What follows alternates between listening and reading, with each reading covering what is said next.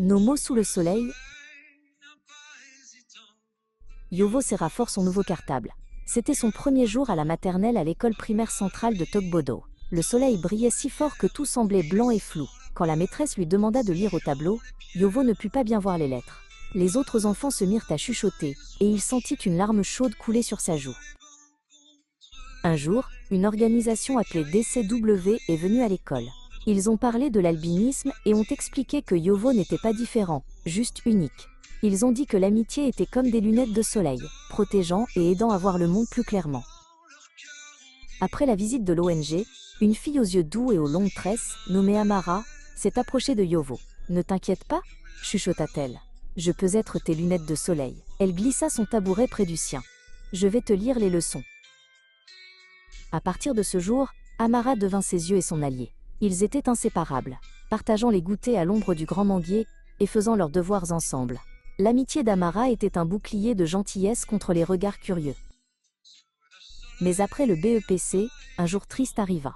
Les parents d'Amara durent déménager pour la ville. Le jour de son départ, ils se promirent de ne jamais s'oublier. « Je serai toujours ton ami, dit-elle, la voix tremblante. « Et toi le mien, répondit-il, le cœur lourd.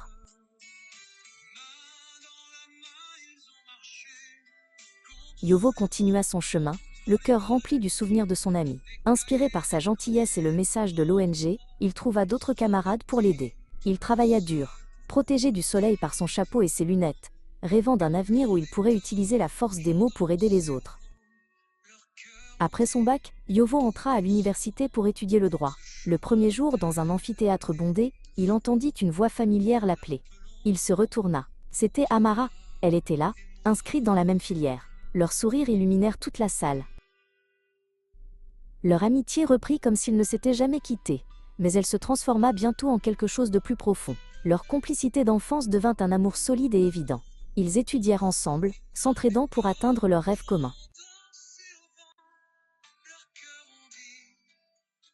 Après avoir obtenu leur master en droit, sous un ciel plein de promesses, Yovo et Amara se marièrent. Leur voyage commun, commencé dans une salle de classe, prenait un nouveau départ, scellé par un tendre baiser.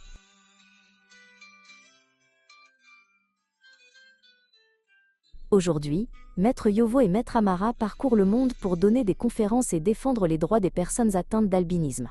Leur histoire est devenue un phare d'espoir, prouvant que l'amour et l'amitié peuvent faire briller la plus éclatante des lumières. Cette histoire est une fiction. Elle est inspirée de la vie de Weteusse. Frank Unsa, directeur exécutif de l'ONG Divine Connection Worldwide DCW.